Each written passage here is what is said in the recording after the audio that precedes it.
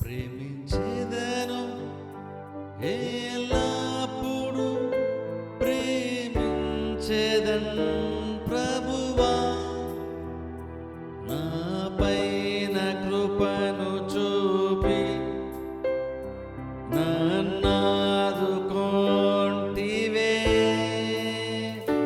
నేను స్తుతించి కీర్తించి గణపరతును నీదు నామము, నా హృది వందనముతో నిండే.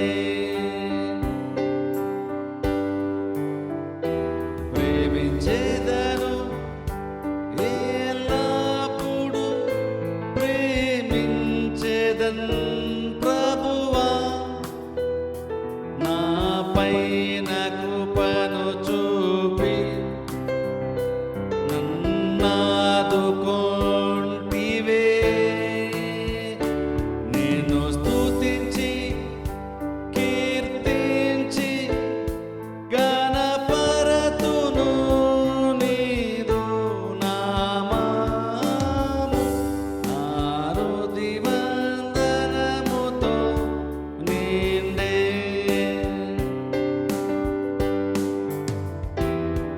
నా హృదయం, నా ఆత్మ, నా మనస్సు నీ సొంతం.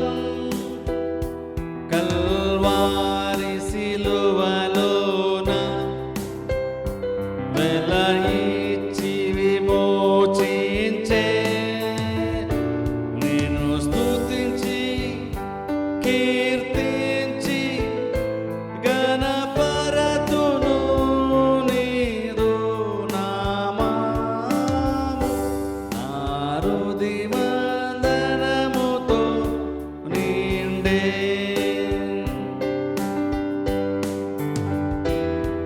నా హృదయం, నా ఆత్మ, నా మనస్సు నీ సొంతం.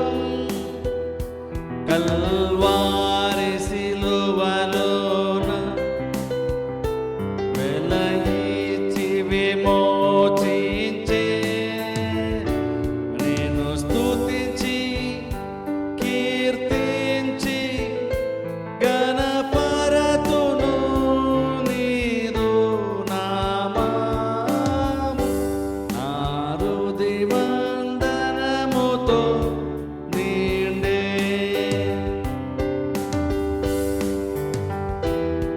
నా హృదయం, నా ఆత్మ, నా మనస్సు నీ సొంతం. కల్వారి సిలువలోన వెల ఇచ్చి విమోచించే. నేను స్తుతించి కీర్తించి గణపరతును నీదు నామము, నా హృది వందనముతో నిండే.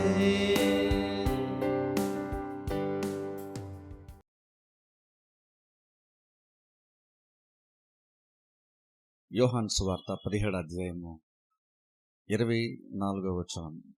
యోహాను సువార్త 17:24 వచనం నేను చదువుతాను, మీరు బైబిల్లో ఫాలో అవ్వండి. తండ్రి, నేనెక్కడ ఉందునో అక్కడ నీవు నాకు అనుగ్రహించిన వారును నాతో కూడా ఉండవలననియు, నీవు నాకు అనుగ్రహించిన నా మహిమను వారు చూడవలననియు కోరుచున్నాను. జగత్తు పునాది వేయబడక మునిపే నీవు నన్ను ప్రేమించితివి. గత వారమున మనము దేవుని యొక్క మహిమను చూడడం గురించి క్లుప్తం కొన్ని విషయాలు మనం చూసాం. ఈ రోజున కూడా దాని గురించి కొన్ని విషయాలు దేవుని యొక్క వాక్యాలను బోధిస్తాం. ఒకసారి గత వారం చెప్పినటువంటిది జ్ఞాపకం చేసి అతను ముందుకెళ్దాం. మనం కానా విందులో యేసుక్రీస్తు మొట్టమొదటిగా ఆయన అద్భుతం చేసినట్లే బైబిల్ మనం చూస్తాం. అద్భుతం చేసిన తర్వాత బైబిల్ చెప్తున్న మాట ఏంటంటే, ఆయన సూచక్రియను చేసి తన మహిమను ఆయన కనపరిచారని బైబిల్ మనం చూస్తాం. ఆయన సూచక క్రియ చేశారంటే ఒక అద్భుతం చేశారు ఆయన. అక్కడితో అయిపోకుండా బైబిల్ మనకేం చెప్తుందంటే ఆయన తన మహిమను కనపరచారని బైబిల్ చెప్తుంది. అంటే అందరికీ కనబడేటువంటి కార్యం ఒకటి జరిగింది అక్కడ. కొద్దిమంది మాత్రమే గ్రహించగలిగేటువంటి కార్యము మరొకటి అక్కడ జరిగింది. అద్భుతము జరిగినప్పుడు కళ్ళ ముందు అందరికి కనబడుతుంది. అది యేసుక్రీస్తునందు విశ్వాసం ఉంచినటువంటి వారైనా సరే, విశ్వాసం ఉంచినటువంటి వారికైనా సరే, అద్భుతం జరిగినప్పుడు అందరికి కనబడుతుంది. అద్భుతము జరగడానికి బహుశా మనకు విశ్వాసం కావాలి, ఆత్మీయత కావాలి. కానీ అద్భుతం చూడడానికి మనకు విశ్వాసం కానీ ఆత్మీయత కానీ మనకు అవసరము లేదు. దేవుడు అద్భుతం చేసినప్పుడు అది కళ్ళ ముందు క్లియర్ కనబడుతుంది. ఎవరు నమ్మినా నమ్మకపోయినా సరే అది కళ్ళ ముందు కనబడుతుంది. అయితే బైబిల్లో మనం కొన్ని సందర్భాల్లో చూసిన సువార్తలు అద్భుతాలు జరిగిన తర్వాత కూడా చాలా మంది యేసుక్రీస్తు నమ్మనటువంటి వారు ఉన్నారు. అద్భుతమును చూశారు కానీ వారు ఇంక నువ్వు దేవుని యొక్క ప్రత్యేకతను, దేవుని యొక్క మహిమను వారు చూడలేదు. అంటే అర్థం ఏంటంటే అక్కడ కానా విందులో యేసుక్రీస్తు అద్భుతాలను చేశారు, దాంతోపాటుగా ఆయన తన మహిమను కూడా ఆయన కనపరిచారు. ఆ బైబిల్ చెప్తున్న మాట అంటే ఆయన తన మహిమను కనపరిచారు కాబట్టి శిష్యులంట విశ్వాసం ఉంచని బైబిల్లో మనం చూస్తాం. అంటే మహిమను చూడడం వల్ల వచ్చినటువంటి రిజల్ట్ ఏంటంటే వారు మరింకొంచెం ఇంకా విశ్వాసంలో వారు ఎదిగినట్లుగా బైబిల్లో మనం చూస్తాం. శిష్యులు ఆయన విశ్వాసం ఉంచారంట. బయట వాళ్ళు విశ్వాసం శిష్యులుగా మారని బైబిల్ లేదు. శిష్యులు ఆయన విశ్వాసం ఉంచారు. అంటే ఆల్రెడీ వాళ్ళ శిష్యులే, వాళ్ళు అనుసరిస్తూనే ఉన్నారు. కానీ ఆ టైంలో అక్కడ ఏంటంటే వారు దేవుని మహిమను చూసేసరికి, అద్భుతం మాత్రమే కాకుండా మహిమను చూసేసరికి వాళ్ళు ఏంటంటే ఇంకా కొంచెం విశ్వాసంలో వాళ్ళు బలపడ్డారు అక్కడ. అందుకని విశ్వాసం ఉంచారని బైబిల్ మనం చూస్తున్నాం. అంటే అప్పుడే విశ్వాసం ఉంచడం స్టార్ట్ చేశారని కాదు, విశ్వాసం వాళ్ళు యాక్చువల్ కొంచెం ఇంకా ఎదిగారు. శిష్యులుగా ఉంటూనే దేవుని యొక్క మహిమను వాళ్ళు చూశారు కాబట్టి వాళ్ళు ఇంకొంచెం విశ్వాసంలో వాళ్ళు ఎదిగినట్లుగా బైబిల్ మనం చూస్తాం. అంటే అర్థం ఏంటంటే మనం ఆల్రెడీ విశ్వాసంలో ఉన్నామేమో, లేదంటే దేవుని వెంబడిస్తున్నామేమో, కానీ ఇంకొను పైన కాకుండా లోతుగా కొన్ని విషయాలు కనుక మనం గ్రహించగలిగితే, అంటే ఇంకో రకంగా చెప్పాలంటే అసలు దేవుడు ఏమై ఉన్నాడో దేవుని యొక్క మహిమను కనుక మనం చూడగలిగితే మనం ఇంకో కొంచెం బెటర్గా మనం విశ్వాసంలో ఎదుగుతాము, లేదా ఇంకా బెటర్గా కొన్ని కార్యాలు మనము ఆత్మీయంగా మనం బలపరచబడతాం. ఆత్మీయంగా ఏదో జరుగుతుంది మనం దేవుని యొక్క మహిమను మనం చూసినప్పుడు. ఇప్పుడు చూడండి, మహిమను చూడడం అనగా అందరికి నార్మల్గా వచ్చేటువంటి ఒక అవగాహన ఏంటంటే మహిమను చూసామంటే ఏదో వెలుగును చూసాం అనుకుంటాం. బహుశా వెలుగు చూడడం అంటే కూడా అందులో ఉంది, కానీ అంతకంటే ఇంకా లోతైనటువంటిది మహిమను చూడడం అంటే. అందుకని యేసుక్రీస్తు తన మహిమను కనపరిచారు, శిష్యులు విశ్వాసం ఉంచారు. అక్కడెక్కడ కూడా యేసుక్రీస్తు ఆ వెలుగు ప్రకాశమానంగా కనబడడం అదేది నార్మల్ ఎక్స్ట్రాడినరీగా ఏది లేదు, అక్కడ అంత సాధారణంగానే ఉంది.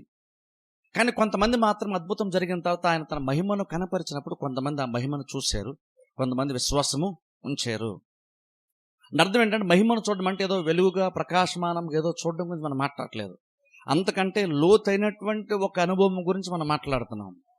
ఇప్పుడు చూడండి, ఇక్కడ యేసుక్రీస్తు కూడా ఏమైనా ప్రార్థన చేసినప్పుడు నేను చాలాసేపు చూస్తాను ఈ సువార్తలో, ఈ అధ్యాయంలో యేసుక్రీస్తు ప్రార్థన చేస్తున్నారు, తండ్రితో మాట్లాడుతున్నారు. కానీ అదేదో ఇక్కడ శిష్యులకు దూరంగా ఒంటరిగా ఉండి ప్రార్థన చేయట్లేదు, శిష్యుల మధ్యలోనే ఆయన కొన్ని విషయాలు బోధిస్తూనే ఉన్నారు. సడన్గా మధ్యలో ఆయన ప్రార్థన కూడా చేశారు. బోధ వింటున్నటువంటి వారు ఆయన చేసినటువంటి ప్రార్థన కూడా విన్నారు. ఆయన వాక్యం వినేటువంటి వాళ్ళకి వినిపించినటువంటి ప్రార్థన ఏంటంటే వీరు కూడా నా మహిమను చూడాలని యేసుక్రీస్తు తండ్రికి ప్రార్థన చేశారు. ఆయన అక్కడ 2 రిక్వెస్ట్లు ఉన్నాయి. వచ్చిన ఏంటంటే నేను ఎక్కడికైతే వెళ్ళి ఉంటానో, నిత్యత్వంలో ఎక్కడైతే నేను ఉంటానో అక్కడ వీరు కూడా వచ్చి ఉండాలని, అది మాత్రమే కాదు కానీ వీరు నా మహిమను చూడాలని క్రీస్తు ప్రార్థన చేశారు. ఇప్పుడు చూడండి, అంటే క్రీస్తు కూడా మహిమను చూడాలని ప్రార్థన చేశారంటే మనము దేవుని యొక్క మహిమ చూడడం అంటే దేవుడు ఎదురు చూస్తున్నటువంటి ఒక కార్యము. ఆయన ప్రార్థన చేసిన అర్థం ఏంటంటే ఆయన ఆశపడుతున్నారు కాబట్టి ప్రార్థన చేశారు. అదేం చెప్తుందంటే మనము దేవుని మహిమను చూడాలనుకుంటే క్రీస్తున్నటువంటి ఆశ. ఇప్పుడు మనం అనుకోవచ్చు అయితే పరలోకానికి వెళ్ళినప్పుడు మహిమను చూడాలన్న ప్రార్థన చేస్తారని మనం అనుకుంటామేమో. బహుశా నిజంగానే మనం పరలోకం వెళ్ళినప్పుడు క్రీస్తు యొక్క దేవుని యొక్క మహిమ మనం చూస్తాం, కానీ యాక్చువల్గా అది మనం పరిపూర్ణముగా చూస్తాం. అసలు నిజంగా దేవుడు ఎంత మహిమ స్వరూపో ఆ మహిమ అంతటిని మనం ఆ రోజును చూస్తాం. అది యాక్చువల్గా ఫైనల్గా నిత్యత్వంలో అది జరుగుతుంది. ఏమాత్రం కూడా ఆయన మహిమ కొంచెం కూడా మనం లోటు లేకుండా సంపూర్ణముగా దేవుని మనము ఆయన ఎలాగైతే ఉన్నాడో ఉన్నవాడిని ఉన్నట్టుగా మనం చూస్తాం పరలోకంలో. కానీ ఈ భూమి మీద దేవుడు తన మహిమను కనపరుస్తూ ఉన్నాడు కాబట్టి, ఆ మహిమను కూడా దేవుడు చూపడానికి ఇష్టపడుతున్నాడు కాబట్టి, ఆ పరలోకంలో మనము ఒక దినమున చూడబోయేటువంటి దాన్ని ఒక ఫోర్టెస్ట్ లాగా, ఒక ముందుగానే ఒక ఎగ్జాంపుల్ లాగా దేవుడు మనకి అప్పుడప్పుడు తన మహిమను కనపరచడానికి దేవుడు ఇష్టపడుతున్నాడు.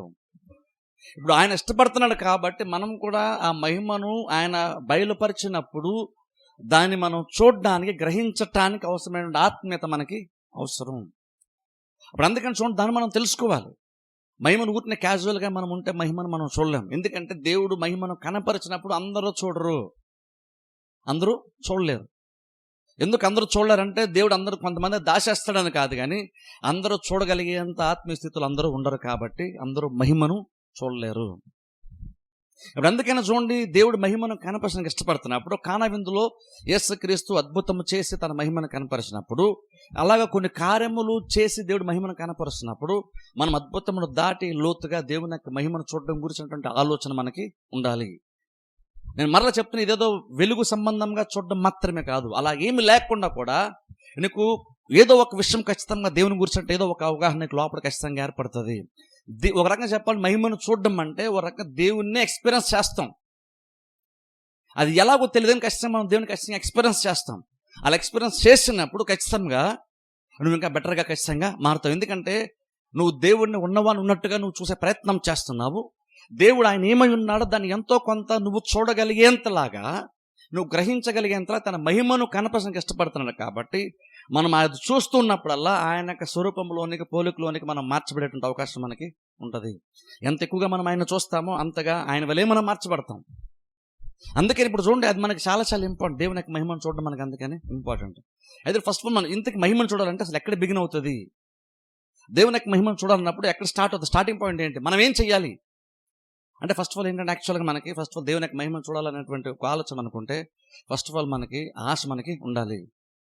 దేవుని యొక్క మహిమను చూడాలనే ఆశ మనకు ఉంటే అప్పుడు దేవుడు మన ఆశను దేవుడు తృప్తికరంగా మనం మారుస్తాడు. లేదా మనం ఏదైతే ఎదురు చూస్తామో, ఆశపడతామో దాన్ని వాస్తవముగా లేదా అనుభవముగా దేవుడు దాన్ని మారుస్తాడు. మనం ఆశపడకుండా క్యాజువల్ ఉన్నామనుకోండి, మన యాక్చువల్ దేవుడు తన మహిమను కనపరిచినప్పుడు బహుశా నీ పక్కన కూర్చున్న వారు నీకంటే ఎక్కువగా ఇంకేదో దేవుని గురించి వాళ్ళు చూస్తారేమో, అర్థం చేసుకుంటారు, దేవుని ఎక్స్పీరియన్స్ చేస్తారు. కానీ నువ్వు మాత్రం ఇంకా అలాగనే ఉంటావు. నేను గత వారం చెప్పని చూసారా, దేవుడు ఎక్కువ శాతము వాక్యం ద్వారా తన మహిమను కనపరచడానికి ఇష్టపడతాడు. ఇప్పుడు అందుకనే చూడండి, ప్రసంగం వినేటప్పుడు కూడా గత వారం చెప్పని చూసారా, ప్రసంగం ఎలా వినాలో కూడా చాలా జాగ్రత్తగా ఆలోచించుకోవాలి. ఊరిని ఈ చెవులతో విని ఈ మైండ్ అర్థం చేసుకోవడం గురించి కనుక మీరు ఆలోచన చేస్తే బైబిల్లో ఉన్నటువంటి ఏదో ఒక అంశమునకు సంబంధించి కొంత ఇన్ఫర్మేషన్ మీరు గ్యాదర్ చేసుకుంటారు, కొన్ని విషయాలు మీకు తెలుస్తాయి, కానీ దేవుని మీరు ఎక్స్పీరియన్స్ చేయలేరు.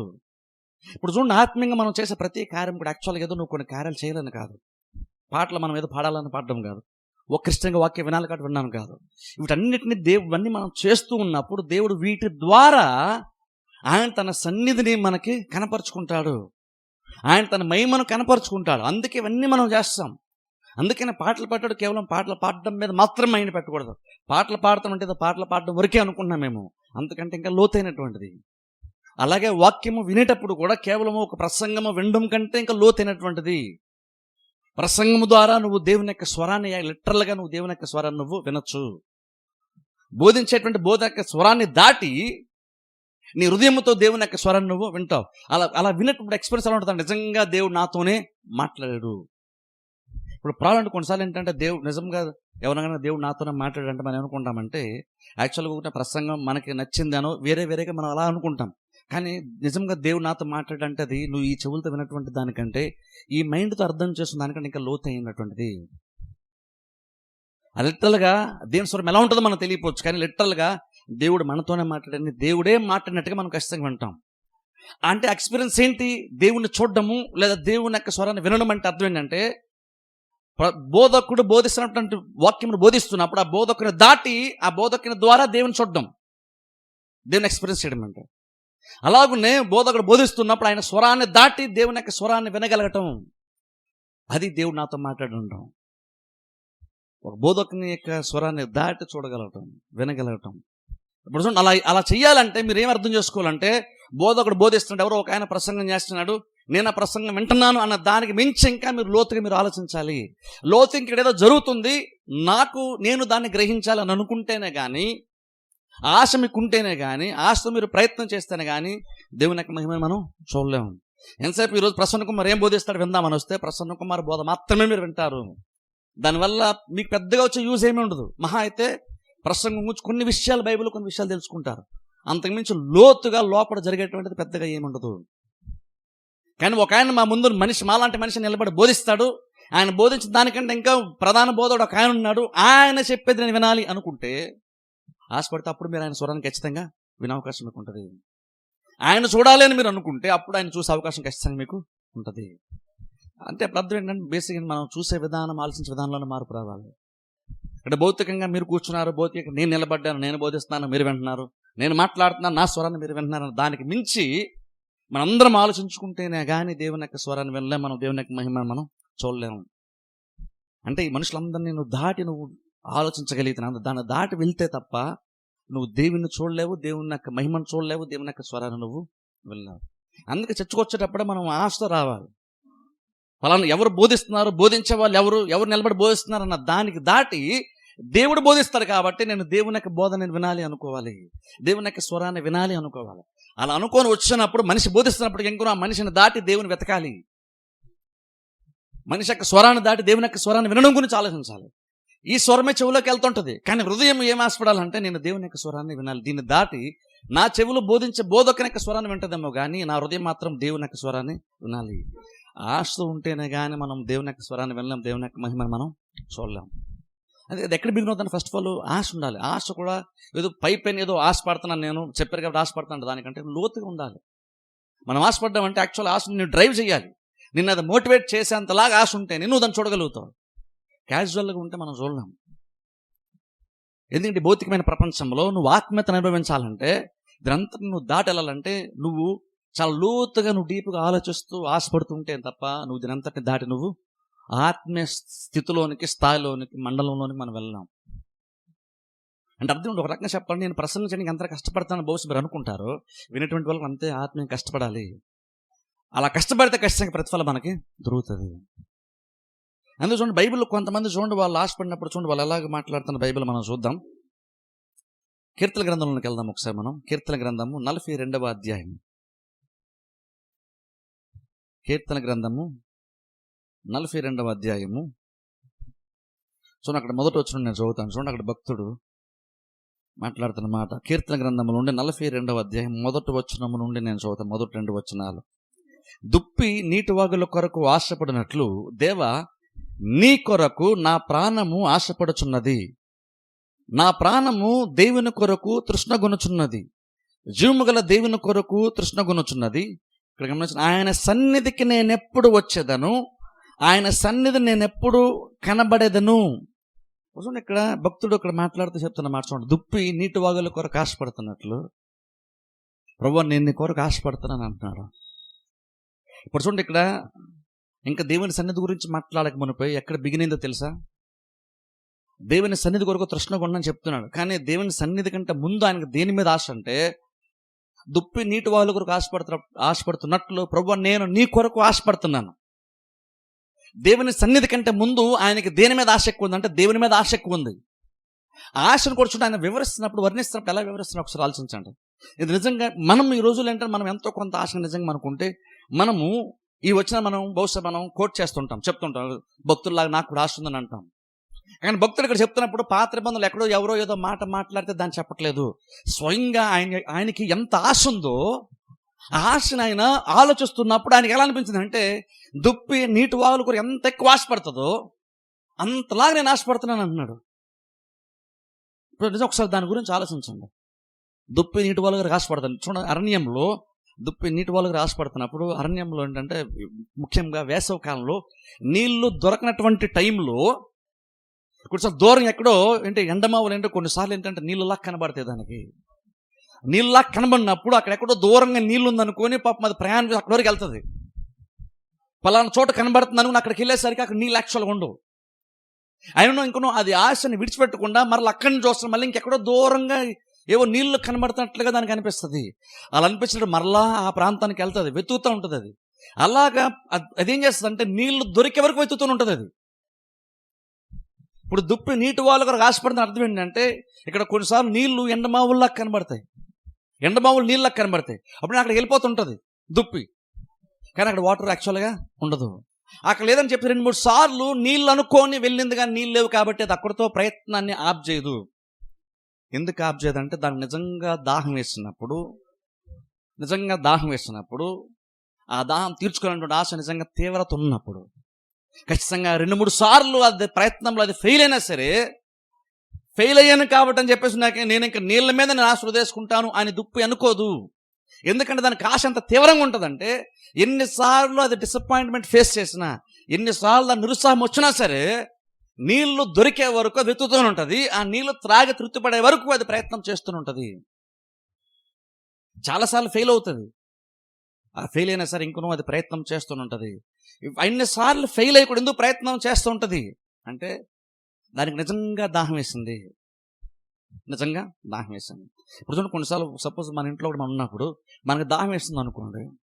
ఒక రకంగా మనం ఏంటంటే మనం తాగేటప్పుడు మనం ఎలాగైతే నీళ్లు ఉండాలి అని, క్లీన్గా ఉండాలి అని ఎలాగైతే ఉండాలి మనం ఆశపడతామో అలాంటి నీళ్ళు కొరకు మనం వెతుకుతాం. కానీ నువ్వు ఎక్కడో ఇంట్లో లేవు, నువ్వు ఎక్కడో దూర ప్రాంతం ఉన్నావు, నువ్వు బయట ఎక్కడ ఉన్నావు, ఎక్కడెక్కడ కూడా నువ్వు నీళ్లు దొరికే అవకాశం నీకు లేదు, ఎక్కడ షాపులు లేవు వాటర్ బాటిల్ కొనుక్కోవడానికి, నీకు బాగా దాహం వేస్తుంది. నిజంగా కనుక దాహం వేస్తే అప్పుడు నువ్వు అక్కడ నీళ్ళు ఎలా ఉన్నా సరే మోస్ట్లీ నువ్వు తాగేస్తావు. నీకు ఇంట్లో ఉన్నంత క్లీన్గా నీకు నీళ్ళు లేకపోయినా సరే నీకు నిజంగా కనుక దాహం వేస్తే ఎవరెవరి ఇంటికి వెళ్ళి ఎక్కడో ఖచ్చితంగా ఎంతో కొంత నీళ్ళు అయినా సరే మనం ఖచ్చితంగా తాగేస్తాం. అది నీ ఇంట్లో ఉన్నంత బహుశా అది అంత ప్యూరిటీతో అది లేకపోవచ్చు, అంత క్లీన్గా లేకపోవచ్చు అది. కానీ ఇంకొన దాహం వేసినటువంటి వాళ్ళు ఖచ్చితంగా దాహాన్ని తీర్చుకోవడం గురించి ఆలోచిస్తారు. అలాంటి ఒకసారి ఆలోచించండి. నిజంగా భక్తుడు ఇక్కడ చెప్తున్నాడు, దుప్పు ఎలాగైతే నీటి వాగుల కొరకు ఆశపడుతుందా, ప్రభువా నేను నీ కొరకు అలా తృష్ణ కొనుచున్నాను. దేవుని మీద ఉన్నటువంటి ఆశ ఏం చేస్తుందంటే దేవుని సన్నిధికి వెళ్ళాలనేటువంటి ప్రేరేపణ ఆయనకి ఇచ్చింది. ఆయనకి ఇష్యూ చర్చ్ కాదు, ఆయనకి ఇష్యూ దేవుని యొక్క సన్నిధి. ఎందుకు దేవుని సన్నిధి గురించి ఆయన ఆలోచిస్తున్నాడు అంటే దేవుని మీద ఆయనకి దాహం ఉంది కాబట్టి దేవుని సన్నిధి దగ్గరికి వెళ్తున్నాడు. అంటే చర్చికి ఎందుకు వస్తున్నాడు ఆయన?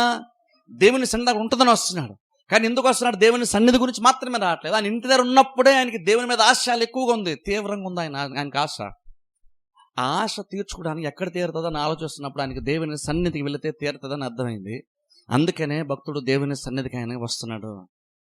దేవుని ఉన్నటువంటి ఆశ ఆయన ఎలా డ్రైవ్ చేస్తుంది అంటే దేవుని చర్చికి వెళ్ళాలి అన్నటువంటి ఒక ప్రేరేపణ ఆయనకి ఇచ్చింది.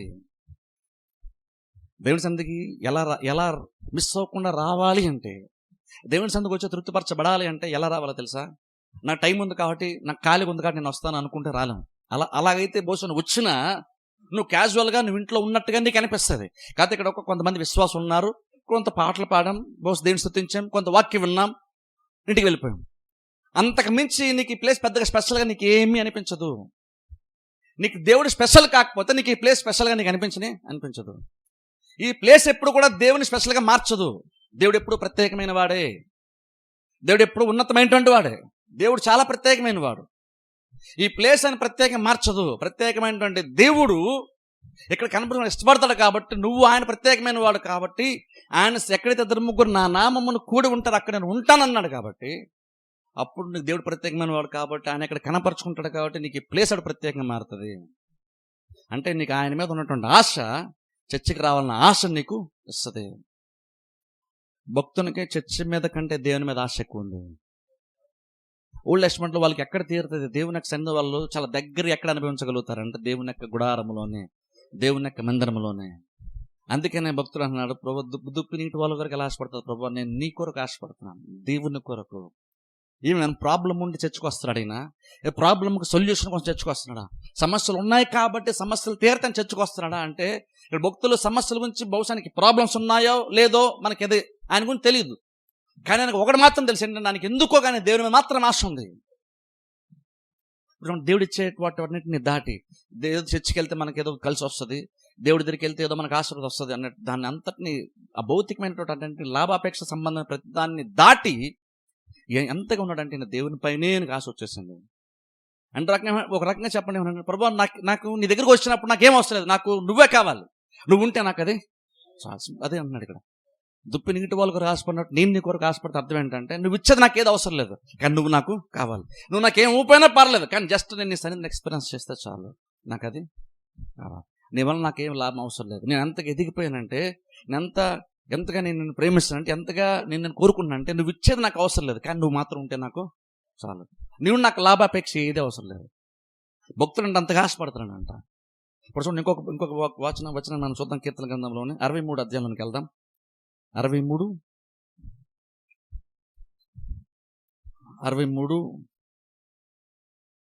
మొదటి వచనం చదువుతాను. 63 అధ్యాయము మొదటి వచనం నుండి 5 వచనాలు నేను చదువుతాను. 63 అధ్యాయము మొదటి 5 వచనాలు చదువుతాను. దేవా నా దేవుడవు నీవే. ఇక్కడ గమనించండి, వేకువని నిన్ను వెదకెదను, నీ బలమును నీ ప్రభావం అంటే అక్కడ మహిమ అనుకోవచ్చు మనం. నీ బలమును నీ ప్రభువును చూడవలనని పరిశుద్ధాలయముందు నేను ఎంతో ఆశతో నీ తట్టు కనిపెట్టి ఉన్నాను. నీళ్లు లేక ఎండియున్న దేశమందు నా ప్రాణము నీ కొరకు తృష్ణగొనుచున్నది.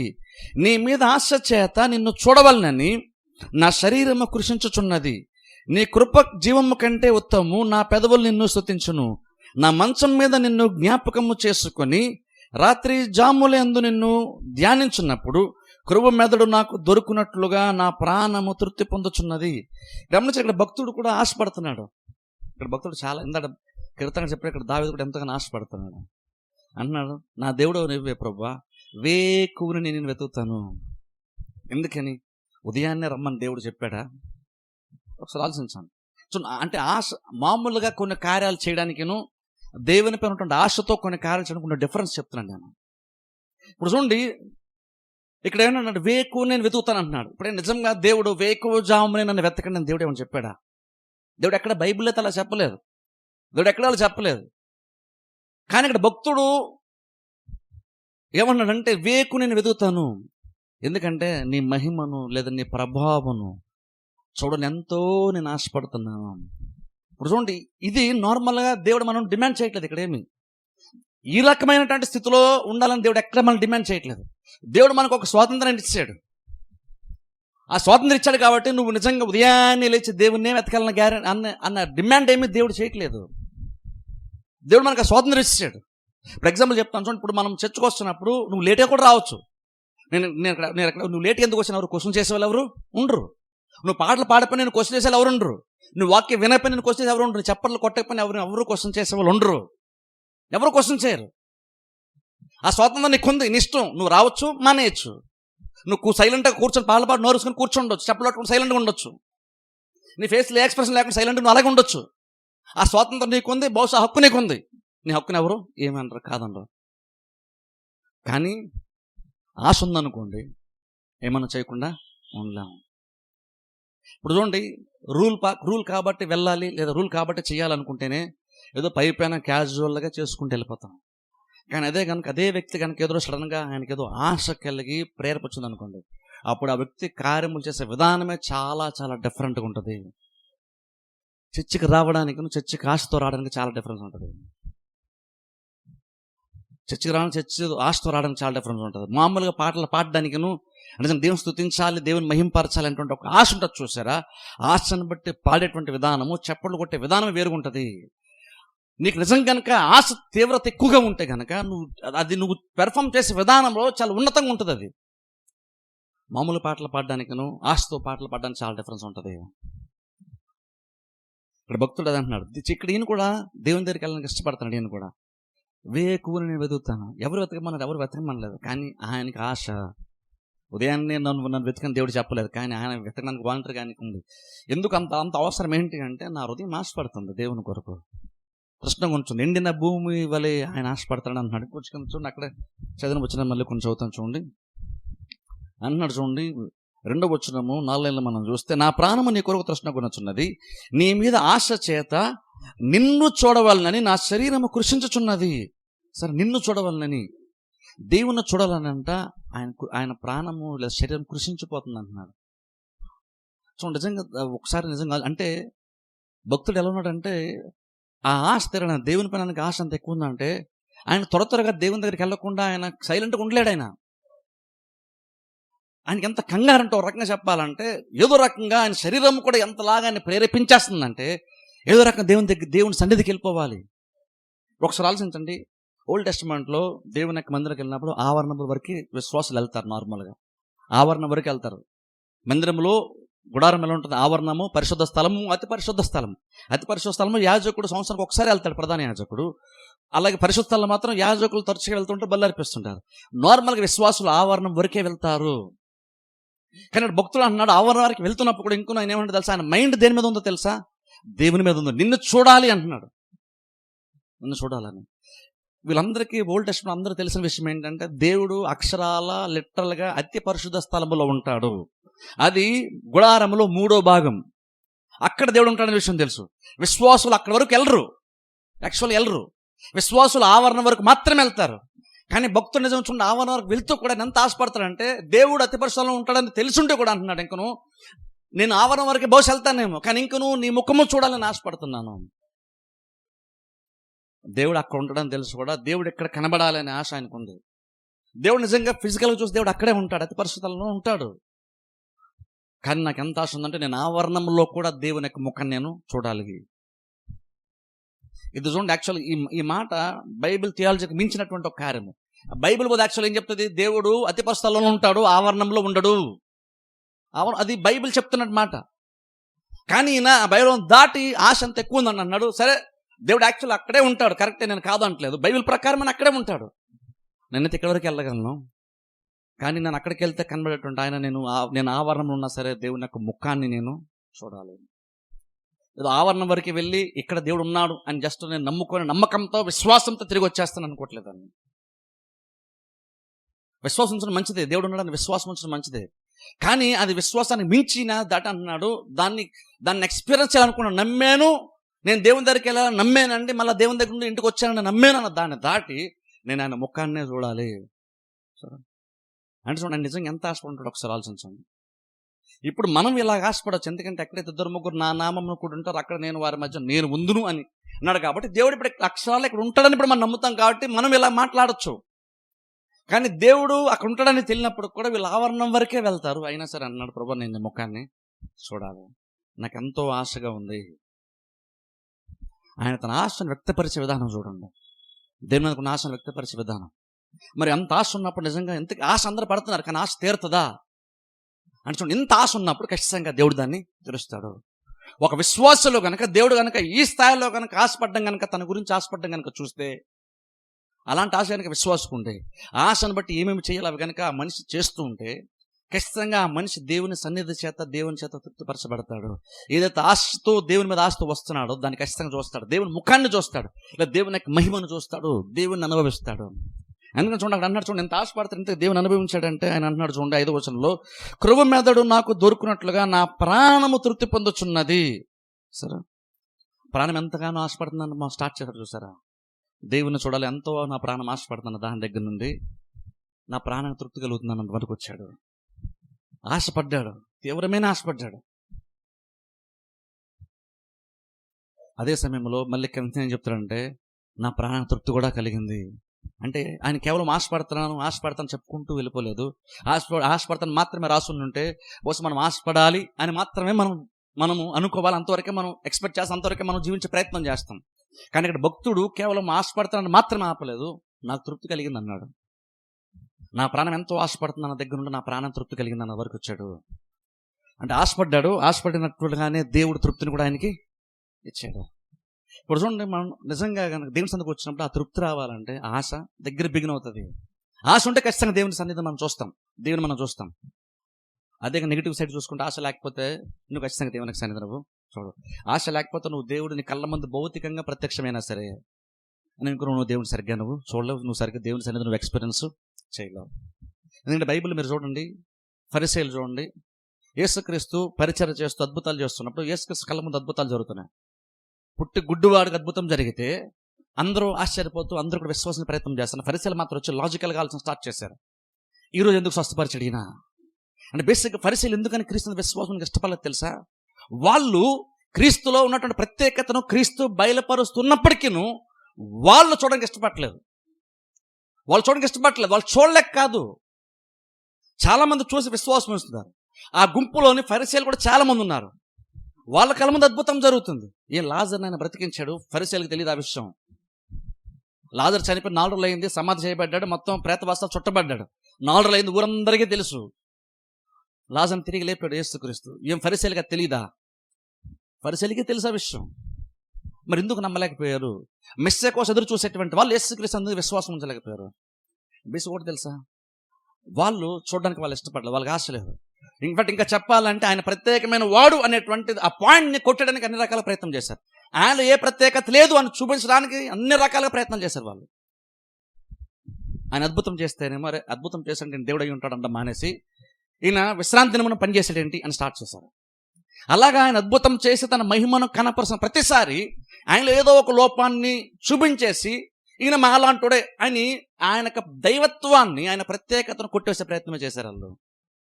ఆయన ప్రత్యేకతను కనపరుస్తుంటే ఆయన ప్రత్యేకమైన వాడు కాదు అని ఏదో ఒక పాయింట్ దొరుకుతుందేమో అలాగనే ప్రయత్నం చేశారు. రక్షకుడు వచ్చినప్పుడు వాళ్ళు రక్షకుని మిస్ అయ్యారు. మెస్సియాను వాళ్ళు మిస్ అయ్యారు. వాళ్ళు క్రీస్తు కనపరుస్తున్నా సరే దేవుడు ఈవెన్ లోకానికి కూడా తన మహిమను దేవుడు కనపరుస్తున్నాడు. అన్యులు కూడా దేవుడు మహిమను కనపరుస్తున్నాడు. కానీ వాళ్ళు కూడా నమ్మరు. ఎందుకు నమ్మరు? బైబిల్ చూద్దాం ఒకసారి. రోమిలకు రాసినటువంటి పత్రిక 1వ అధ్యాయము. రోమిలకు రాసినటువంటి పత్రిక 1వ అధ్యాయము 19వ వచనం చూద్దాం. రోమపత్రిక 1వ అధ్యాయము 19వ వచనం నుండి. రోమపత్రిక 1వ అధ్యాయము 19వ వచనం నుండి నేను చదువుతాను. రోమ 1:19 నుంచి. ఎందుకనగా దేవుని గూర్చి తెలియశక్యమైనదేదో, గమనించండి, దేవుని గూర్చి తెలియశక్యమైనదేదో అంటే తెలుసుకోగలిగేదేదో అది వారి మధ్యన విశదమై ఉన్నది. దేవుడు అది వారికి విశదపరిచెను. ఆయన అదృశ్య లక్షణములు అనగా ఆయన నిత్య శక్తియు దైవత్వమును జగదుత్పత్తి మొదలుకొని సృష్టింపబడిన వస్తువులను ఆలోచించుట వలన తేటపడుచున్నది గనుక వారు నిరుత్తరులై ఉన్నారు. మరియు వారు దేవుణ్ణి ఎరిగియు ఆయనను దేవునిగా మహిమపరచలేదు, కృతజ్ఞతాస్తుతులు చెల్లింపనూ లేదు. కానీ గమనించండి, ఇక్కడ వారు తమ వాదముల యందు వ్యర్థులయ్యిరి. గమనించండి, ఇక్కడ పౌలు మాట్లాడి చెప్తున్న విషయం ఏంటంటే, దేవుడు అంట సృష్టి ద్వారా దేవుడు అన్నవాడు ఉన్నాడని, ఆయన మహిమ గలవాడని, ఆయన తనకు అదృశ్య లక్షణములను ఆయన కనపరుస్తాడంట. అదృశ్య లక్షణం అంటే అర్థం ఏంటంటే నువ్వు కళ్ళతో చూడలేనటువంటి కొన్ని లక్షణాలు. నువ్వు అదృశ్య లక్షణాలు అంటే నార్మల్గా మనం చూడలేం. ఆ లక్షణాలంట దేవుడు యేసుక్రీస్తు లేదా దేవుడు సృష్టింపనటువంటి వాటి ద్వారా కనపరుస్తున్నాడట. చూడలేనటువంటి ఒక దానిని ఏదో ఒక మీన్స్ ద్వారా, సృష్టింపనటువంటి వస్తువుల ద్వారా, అదృశ్యమైనటువంటి వాటిని దేవుడు కనపరుస్తున్నాడట. అంటే బేసిక్ అర్థం ఏంటంటే సృష్టిని గురించి కనుక లోతుగా ఆలోచన చేస్తే దేవుడు ఉన్నాడన్న విషయం అర్థమవుతుందంట. సృష్టి దేవుని యొక్క మహిమను వివరిస్తుంది. అంటే అర్థం ఏంటంటే దేవుడు ఉన్నాడని, దేవుడు ప్రత్యేకమైన వాడని, ఆ దేవుడు ఎవరో సృష్టి చెప్పేస్తుంది. భౌతికమైనటువంటి సృష్టి అదృశ్యుడైనటువంటి దేవుని యొక్క గుణగణాల గురించి, లక్షణముల గురించి అదే బయలుపరుస్తుందంట. అంటే ఈవెన్ సృష్టి ద్వారా కూడా నువ్వు తెలుసుకోవచ్చు. చాలా వరకు దేవుడు ఉన్నాడని, ఆయన మహిమ గలవాడని, ఆయన అదృశ్య లక్షణాలు తెలుసుకోవచ్చు అంట. కానీ ప్రాబ్లం ఏంటి? మరి ఎందుకు తెలుసుకోలేకపోయారు? వీళ్ళు ఎందుకు తెలుసుకోలేకపోయారు అంటే చూడండి, అక్కడ బైబిల్ ఉంది, వాదములంట. వాదములందు వ్యర్థులైరని బైబిల్ ఉంది. వాదం అంటే అర్థం ఏంటంటే వాళ్ళు ప్రతిదీ ఏంటంటే దానికి కారణం అది కాదండి ఇది. ఇప్పుడు చూడండి, ఈ మధ్యన సైన్స్ వచ్చింది కదా. సృష్టి ఎలా వచ్చిందంటే దానికి సైన్స్లో ఏదో ఒక థియరీ చెప్తారు. సూర్యుడు ఎలా వచ్చాడంటే దానికి ఏదో థియరీ చెప్తారు. మనిషి ఎలాగ వచ్చాడంటే దానికి ఏదో థియరీ. ఆ థియరీ అంటే కోతులుంటే మనిషి వచ్చాడంట. అలా ప్రతిదానికి ఏంటంటే దేవుడు సృష్టి ద్వారా ఏదైతే కనపరిచే ప్రయత్నం చేస్తున్నాడో ప్రతి దానికి ఏదో ఒక రీజన్ చెప్పుకొని అబ్బాయి దాని వెనకాల దేవుడేమి లేడు, అదంతా కూడా వేరే వేరే కారణాలు వచ్చిందని చెప్పేసి వాదిస్తూ వార్ధములు బట్టి వ్యర్థులవుతారంట వాళ్ళు. కానీ బైబిల్ చెప్తున్నమాట అక్కడ చూడండి, ఒక మాట ఉంది చూడండి, అక్కడ ఆలోచించటం వలన అన్న మాట ఉంది చూడండి. అక్కడ చూడండి 20:3 చూస్తే వస్తువులను సృష్టింపడిన వస్తువులను ఆలోచించటం వలన తెగటపడుచున్నది. ఆలోచించటం వలన తెలుస్తుందట. ప్రాబ్లం ఏంటంటే దీన్ని బట్టి అర్థం విషయం ఏంటంటే దేవుడు ప్రతి వారికి కూడా దేవుడు ఉన్నాడని, ఆ దేవుడు ఎలాంటి వాడై ఉంటాడో సృష్టి తెలియపరుస్తుంది. సృష్టి ద్వారా కూడా దేవుడు కనపరుస్తున్నాడు. కానీ చాలా మంది చూడరు. సృష్టి ద్వారా కూడా తెలుసుకోవచ్చు, కానీ చాలా మంది తెలుసుకోరు. కారణం ఏంటంటే అది లోతుగా ఆలోచిస్తే అర్థమవుతుందంట. కానీ ప్రాబ్లం ఏంటంటే ఎవరు ఆలోచన చేయరు. ఇప్పుడు ప్రాబ్లం ఏంటంటే అన్యులు అనుకోండి, సృష్టి విషయంలో ఆలోచిస్తే వాళ్ళకి అర్థమవుతుందని పౌలు ఇక్కడ చెప్తున్నాడు. ఓకే, సరిపోను, వాళ్ళు ఆలోచించట్లేదు కాబట్టి వాళ్ళు వ్యర్థులైపోతున్నారు, అది వేరే విషయం. మనమేమో ఇక్కడ దేవుడు ఉంటాడని చెప్పుకుంటాం, దేవుని సన్నిధికి వచ్చి మనం అని చెప్పుకుంటాం. కానీ వచ్చాక మనం కూడా యాక్చువల్గా ఆలోచించం. ఆలోచిస్తే నీకు కూడా చాలా విషయాలు దేవుడు ఇక్కడ బయలుపరుస్తాడు. ప్రాబ్లం ఏంటంటే మనం ఆలోచించడం అంటే లోతుగా మైండ్ పెట్టడం. ఇక్కడ ఆలోచించాం. మనం ఏం చేస్తున్నాము, మనం పాట పాడుతుంటే దేని గురించి పాడుతున్నాము, మన వాక్యం దేని గురించి వాక్యం వింటున్నాం, ఎవరిని గూర్చినటువంటి మాటలు మనకు బోధింపబడుతున్నాయి, మనకి ఎవరిని గూర్చిన మాటలు మనం వింటున్నాం. అది లోతుగా ఆలోచిస్తారు. వింటూ ఉంటుండగానే వినేటువంటి వారు ఆలోచించాలి కూడా.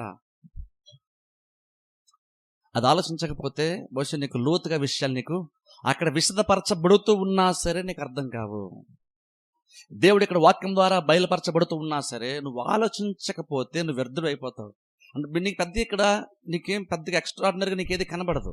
ఇక్కడ లోతుగా నీకేది పెద్దగా విశదపరచబడదు. కానీ వాదన వ్యర్థులైపోయారంట. ఈవెన్ ఫరిసీయులు కూడా అదే చెప్పని చూసారా, ఆయన అద్భుతం చేసినా సరే అబ్బే దానికి కారణం వేరు ఏదో చెప్పేసుకునేవాళ్ళు. అంటే బేసిక్ వాళ్ళు ఏంటంటే యేసుక్రీస్తు ప్రత్యేకమైన గుర్తిస్తే ఆయన దగ్గర రావాలి, ఆయన విశ్వాసం ఉంచాలి, ఆయన కిందకి రావాలి. ఎందుకంటే వాళ్ళు మెస్సియా గురించి వాళ్ళు ఎదురు చూస్తున్నారు. మెస్సియానే దృష్టాంతంగా పెట్టుకుని వాళ్ళు అర్పణలు అర్పిస్తూ అన్ని కార్యాలు చేస్తూ వచ్చారు. కాబట్టి మెస్సియా వచ్చాడన్నప్పుడు ఆయన వాళ్ళ ఎదురుగా ఉన్నప్పుడు ఆయనను వాళ్ళు గుర్తించినప్పుడు, ఆయన నమ్మినప్పుడు ఆయనకు లోబడాలి, ఆయన కింద వాళ్ళు ఉండాలి. కానీ వాళ్ళకి అది ఇష్టము లేదు. ఎందుకంటే వాళ్ళు మందిరం యొక్క ఆచారాలు ఎంతగా వాళ్ళకి అది మంచి పొజిషన్ లాగా ఉంది. వాళ్ళకి అది ఆచారాన్ని వదలడం వాళ్ళకి ఇష్టం లేదు. ఎందుకంటే అది వాళ్ళకి మంచి డిగ్నిటీని ఇస్తుంది, మంచి హోదాని ఇస్తుంది, మంచి గౌరవాన్ని ఇస్తుంది, మంచి వాల్యూని ఇస్తుంది. 10 మందిలో క్రిస్టియన్ సొసైటీ ముందు, యూదుల సమాజం ముందు వాళ్ళకి మంచి పేరు ప్రఖ్యాతులు ఇస్తుంది. అది ఒక పెద్దలుగా ఒక గుర్తింపు, ఒక పోస్ట్ వస్తుంది వాళ్ళకి. అది కోల్పోవడం వాళ్ళకి ఇష్టం లేదు. బైబిల్ మీరు చూడండి, పౌలు ఉన్నాడు చూసారా. కానీ పౌలు చూడండి, పౌలు కూడా క్రిస్టియన్స్ యూదులుగా సమాజంలో ఆయన కూడా మంచివాడు, ఉన్నతమైనటువంటి వాడు, మంచి పాండిత్యం సంపాదించిన వాడు, ఉన్నతమైనటువంటి వాడే. 10 మందిలో ఆయనకున్న జ్ఞానం బట్టి ఎంతో ప్రత్యేకమైన వాడు పౌలు. ఆయనకి ఎంతో తీవ్రత ఉంది, ఆయనకి ఎంతో ఆసక్తి ఉంది ఆయనకి. కానీ ఒకసారి దేవుని తెలుసుకున్న తర్వాత చూడండి, ఆయన ఎప్పుడు కూడా ఆ పదవుల గురించి, పోస్టుల గురించి, ఆ గొప్పతనం గురించి, ఆయనకున్న జ్ఞానం గురించి, ఆయనకున్న సర్టిఫికేట్స్ గురించి ఆలోచించలేదు. ఆయన బైబిల్ తెలిసి ఎంత చేశాడు, మాస్టర్ చేశాడా, బ్యాచులర్ చేశాడా, అవేవి కూడా ఆ బిరుదులు అవేవి ఆయనకు అవసరమే లేదు. ఎందుకంటే ఫిలిప్పీ పత్రిక 3 అంటాడు, ఏదైతే యాక్చువల్ ఆయన లాభం అవన్నీ కూడా నష్టంగా ఎంచుకున్నాడంట, పెంటతో సమానంగా ఎంచుకున్నాడు అంటాడు ఆయన. ఏదైతే యాక్చువల్గా ఆయన గొప్పతనాన్ని పెంచుతుందో, ఏదైతే ఆయన గొప్పతనాన్ని ఇస్తుందో, ఏదైతే 10 మంది ముందు, సాధారణమైన మనుషుల ముందు కూడా ఆయనకి వాల్యూని పెంచుతుందో, ఆయన మనలాంటాడు కదా. ఆయన ఎంతైనా సరే ఆయన పౌలు కొంత ప్రత్యేకమైన వాడు అనడానికి ఏదైతే ఉన్నాయో, ఆయన చుట్టూ ఏవైతే సర్టిఫికెట్స్, డిగ్రీలు, చదువులు, జ్ఞానం ఇవన్నీ ఏవైతే ఉన్నాయో వాటన్నిటినీ కూడా నష్టంగా ఎంచుకొని పెంటతో సమానంగా ఎంచుకున్నాడంట. అలాగని దేవుని కోసం అన్నీ వదిలేశాడా అంటే లేదు. అలాగని వదిలేసాడండి ఆయన విలువైనది ఏదో వద్దనుకున్నాను కాదు, అంతకన్నా విలువైన దేవుని పట్టుకున్నాను అంటాడు 3వ అధ్యాయంలో, ఫిలిప్పీయులకు రాసిన పత్రిక 3వ అధ్యాయంలో ఆ మాట అంటాడు. దేవుని ఎరుగు నిమిత్తము అంటాడు.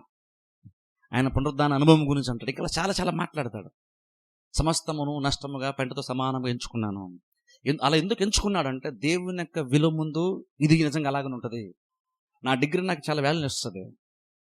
బహుశా థియలాజికల్ డిగ్రీస్ అయ్యి ఉండొచ్చు, అవన్నీ చాలా వాల్యూ వస్తుంది. కానీ ఒకసారి నిజంగా దేవుని అర్థం చేసుకున్న తర్వాత దేవుని యొక్క గొప్పతనం ముందు, దేవుని యొక్క ప్రత్యేకత ముందు ఇవన్నీ నిజంగా అసలు మాట్లాడడం కూడా యోగ్యమైనటువంటి కార్యాలు కాదు అనుకున్నాడు. కాబట్టి అందుకే పెంటతో సమానం అన్నాడు. ఇప్పుడు నష్టంగా ఎంచుకున్నాడంటే వదిలేశాడు అనుకుంటాం, కానీ దాని వాల్యూ గురించి మాట్లాడితే పెంటతో సమానంగా ఎంచుకున్నాను అన్నాడు. యూదులందరేమో దాని గొప్పగా మాట్లాడతారు, కానీ పౌలు అంటున్నాడు పెంటతో సమానంగా ఎంచుకున్నాను. ఎందుకని? నేను ఈ సర్టిఫికెట్స్ కంటే, నాకున్న హోదా కంటే అంతకంటే విలువైనటువంటి దేవుని నేను పట్టుకున్నాను అన్నాడు. ఇంకా అది పట్టుకోవడం గురించి, ఇంకా తెలుసుకోవడం గురించి నేను అలాగున్న ప్రయత్నం చేస్తున్నాను. బేసిక్ ఏంటంటే ఇప్పుడు మనకి బేసిక్ ఆశ ఉంటే మనం చూడగలుగుతాం. అదే మనం డ్రైవ్ చేసేటువంటి ఒక కార్యం. ఆశ లేకుండా చర్చకొచ్చు అనుకోండి, చాలా క్యాజువల్గా మెకానికల్గా వస్తాం, ఏదో రోబోట్ చర్చకొచ్చినట్టే. కానీ ఆశ ఉందనుకోండి, ఆశ ఉన్నప్పుడు నిజంగా నేను చూస్తే తెలిసిపోద్ది నీకు ఎంత ఆశ ఉందో. యాక్చువల్గా అది మొక్కల్లో కనబడిపోతుంది క్లియర్గా. ఆశతో నిజంగా దేవుని స్తుతించాలని ఆశతో పాటలు పాడేవారికి, పాటలు పాడాలి కాబట్టి నేను పాడేవారికి చాలా డిఫరెన్స్ ఉంటుంది. నేను ఇక్కడ నిలబడినప్పుడు నాకు క్లియర్గా మీ మొక్కల్లో కనబడిపోద్ది. ఎందుకంటే ఆశపడుతున్నప్పుడు నువ్వు అందరిలాగా నువ్వు క్యాజువల్గా ఉండలేవు. నువ్వు ఒక కార్యం మీద నీకు ఆశ ఉన్నప్పుడు ఖచ్చితంగా అది నువ్వు తీర్చుకోవడానికి నిన్ను డ్రైవ్ చేస్తుంది, అది నిన్ను నడిపిస్తుంది. అది అలా మనం అప్పుడు దేవుని దగ్గరకు వచ్చినప్పుడు ఇంకెంత ఉండాలి మనకి సరే ఆలోచించండి. ఇంకోటి విషయం ఏం తెలుసా, నిజంగా కనుక ఆశ నిజంగా కనుక మనకు ఉంటే, ఒకవేళ మీకు అర్థం కాదండి, నాకు నిజంగా లోపల ఆశ ఉందండి, బహుశా మొక్కల్లో కనబడకపోవచ్చు కానీ నాకు ఆశ ఉందండి అని బహుశా మీరు ఎవరిని అనుకుంటారేమో. ఒకవేళ నిజంగా కనుక ఆశ ఎంతో కొంచెమైనా సరే నిజంగా ఆశ ఉందంటే ఆశ ఏం చేస్తారు, ఆశ ఇంకా ఉన్న కొందికి ఆశ పెరుగుతుంది తప్ప ఆశ ఎప్పుడు తగ్గదు. దేవుని పైన ఆశ ఎలాంటిదంటే, ఇది ఎప్పటికీ నువ్వు దేవుని తెలుసుకునే కొలది, నీ ఆశ తీరే కొలది ఇంకా ఎక్కువ ఆశ పెరుగుతుంది. నువ్వు దేవుని గురించి నువ్వు దుప్పి నీటి వాళ్ళ వరకు ఆశపెట్టుగా నువ్వు వెతుకుతూ ఉంటావు, నువ్వు దాహం తెచ్చుకునే ప్రయత్నం చేస్తావు. ఒకసారి నీ దాహం తీర్చబడిన తర్వాత అమ్మాయి అని దేవుని చూశాను ఇంకా నాకు చాలు, ఈ సండే నేను దేవుని సన్నిధిని ఎక్స్పీరియన్స్ చేశాను, నెక్స్ట్ సండే వెళ్ళకపోయినా పర్లేదు, అంత లోతైన ఎక్స్పీరియన్స్ నాకు వచ్చింది అని నువ్వు అనుకోవు. ఈ రోజు కనుక నిజంగా నువ్వు చర్చకు వచ్చినప్పుడు దేవుని సన్నిధిని ఎక్స్పీరియన్స్ చేస్తుంటే మళ్ళా నెక్స్ట్ టైం నాకు ఎప్పుడు అవకాశం దొరుకుతుందా అని నువ్వు చూస్తావు. దేవునిపై ఉండేటువంటి ఆత్మ సంబంధం ఆశ అది ఎప్పటికి కూడా తీరదు. నీకు తృప్తి కలుగుతుంది, కానీ కలగగానే మళ్ళీ నెక్స్ట్ టైం అనిపిస్తుంది సార్, మళ్ళీ నెక్స్ట్ టైం ఎప్పుడు అనిపిస్తుంది, అలా అనిపిస్తుంది. ఇప్పుడు చూడండి, ఫిజికల్గా చూడండి ఒకసారి. సపోజ్ మనం కనుక మంచి బిర్యానీ లేదు, ఇంకా మంచి ఏదైనా ఒక స్వీట్ ఐటమ్ ఏదన్నా ఇప్పుడు నార్మల్గా ఎప్పుడు తిన్నట్టుంటుంది, ఒక మంచి స్పెషల్ ఐటమ్ కనుక కొంచెం టేస్ట్ చేస్తాం అనుకోండి, టేస్ట్ చేస్తే చాలా బాగా నచ్చుతుంది, మనకు బాగుంది అనిపిస్తుంది. అది నిజంగా నీకు నచ్చితే బాగుంది అనిపిస్తే ఏం చేస్తారు సార్, అది ఇంకెక్కువ నువ్వు తినాలని నీకు అనిపిస్తుంది. ఒక బిర్యానీ చాలా టేస్ట్ఫుల్గా ఉంది అనుకోండి, ఎక్కడ హోటల్ ఎక్కడికి వెళ్ళో బిర్యానీ ఆర్డర్ తెచ్చుకున్నావు తిన్నావు, అది జస్ట్ ఫస్ట్ ముద్ద తిన్నావు, ఆ టేస్ట్ చూస్తున్నప్పుడు ఆ ఫస్ట్ ముద్ద ఏం చెప్తుంది అంటే నీకు ఇంకా ఎక్కువ తినాలంటుంటే ఆశ నీకు అది కల్పిస్తుంది. ఇంత ముందు కంటే ఇప్పుడు ఎంతో కొంత ఫోర్ టేస్ట్ అనేటువంటిది ముందు కొంచెం రుచి చూసావు కదా, అది నీకు కొంత సాటిస్ఫాక్షన్ ఇస్తుంది, భలే ఉందనేటువంటి ఒక తృప్తిని ఇస్తుంది. ఎంత నువ్వు దాన్ని టేస్ట్ చేయక మునుపకి టేస్ట్ చేసిన తర్వాతకి చాలా డిఫరెన్స్ కనబడుతుంది. ఒక రకమైన సాటిస్ఫాక్షన్ నీకు వస్తుంది భౌతికంగా, భలే ఉందంటావు. కానీ భలే ఉంది అక్కడితో నువ్వు అయిపోయి బాగానందులు అనుకుని వెళ్ళిపోవు, ఇంకొంచెం ఎక్కువ తిందామని నువ్వు అనుకుంటావు. అలా తినే కొలది ఇంకెక్కువ తినాలని కనిపిస్తుంది. ప్రాబ్లం ఏంటంటే భౌతికమైనటువంటి అనుకోండి, ఇప్పుడు సబ్బంగా చెప్పిన ఎగ్జాంపుల్ బిర్యానీ చాలా టేస్ట్ చేసావు, చాలా బాగుంది, తినాలనిపించింది, ఆశ ఉంది కాబట్టి నేను చాలా తినేస్తాను అనుకుని గబ్బగా తినేసాం. కానీ భౌతికమైన ప్రతిదాన్ని కూడా ఒక లిమిట్ ఖచ్చితంగా ఉంటుంది. నీకు బిర్యానీ నచ్చిన టేస్ట్ చేస్తావు, బాగుంది, తిందాం అనిపించింది, గబ్బగా తినేసావు, కానీ దానికి ఒక లిమిట్ ఉంటుంది. తిన్నాక ఇంక నీకు తినాలని కనిపించదు. నీ కడుపు నిండిన తర్వాత నువ్వు ఇంకా టేస్ట్ బాగుంది కదా అని ఒకవేళ ఇంట్లో ఎవరన్నా కనుక వేసిన ఇంకోటి తినమని వేసినా సరే నా కడుపు నిండిపోయింది నాకు చాలు అంటావు. భౌతికమైన ప్రతి దాంట్లో కూడా ఆశ ఉంటుంది, దానికి ఒక లిమిట్ ఉంటుంది ఖచ్చితంగా. ఆ తర్వాత నీకు ఇంకా ఆశ ఎక్క ముందు నీకు అది ఉండదు. భౌతికమైన ప్రతి దానికి ఒక లిమిట్ ఉంటుంది, కానీ ఆత్మ సంబంధం దానికి లిమిట్ ఉండదు. అలాగని లిమిట్ ఉండదు అన్నాను కాబట్టి అది అసంపూర్ణమైనటువంటిది అని కాదు. అది నువ్వు ఎంత టేస్ట్ చేస్తున్నా సరే, నువ్వు ఇంకా ఆశపడి ఇంకెంత తింటున్నా సరే ఇంకా తినాలని అనిపించేటువంటిది ఆత్మ సంబంధమైనటువంటిది. నువ్వు దేవుడిని ఎంత ఎక్స్పీరియన్స్ చేస్తున్నా సరే ఇంకా ఎక్కువ ఎక్స్పీరియన్స్ చేయాలనేటువంటి ఒక దాహమే వస్తుంది తప్ప, లేదు నేను ఉద్యోగుడికి వెళ్ళాను, 3 రోజులు అక్కడ మీటింగ్లో గడిపేశాను చాలు, ఇంక నేను 4 రోజులు చర్చికి వెళ్ళిపోయినా పర్లేదు, అది అలాగా ఉండదు. నిజంగా కనుక నువ్వు దేవుని నిజంగా అనుభవించుంటే మళ్ళీ దేవునికి మందిర ద్వారాలు ఎప్పుడు తెరుస్తాను, ఎప్పుడు దేవునికి మందిరంలో కనబడాలని ఆశని ఖచ్చితంగా నీకు ఉంటుంది. ఆత్మీయ జీవితంలో ఎందుకు అలా ఇంకెక్కువ ఆశ ఎక్కువ పెరుగుతుందని చెప్తున్నానంటే, దేవుడిని అనుభవించుకోవాలి ఇంకెక్కువ ఆశ ఉంటుందని చెప్తున్నానంటే, అది దేవుడు ఎప్పుడు సంపూర్ణంగా మన ఆశను తీర్చడానికి చెప్పట్లేదు. దేవుడు అంత మహిమ గలవాడు కాబట్టి, ఆయన అంత ఉన్నతమైనటువంటి వాడు కాబట్టి నువ్వు ఎంత ఎక్స్పీరియన్స్ చేస్తాను ఇంకా ఎక్స్పీరియన్స్ చేయడానికి, ఇంకా తెలుసుకోవడానికి, ఇంకా నువ్వు మహిమను చూడడానికి ఇంకేదో ఖచ్చితంగా దేవుని దగ్గర ఉంటుంది. ఎందుకంటే ఆయన అంత మహిమ గలవాడు కాబట్టి. ఆయన ఎంత మహిమ గలవాడు అంటే నువ్వెంత చూసినా ఇంకా నువ్వు చూడాల్సింది ఇంకా చాలా ఉంటుంది, నువ్వెంత ఎక్స్పీరియన్స్ చేసినా ఇంకా అనుభవించాల్సింది ఇంకేదో ఉంటుంది.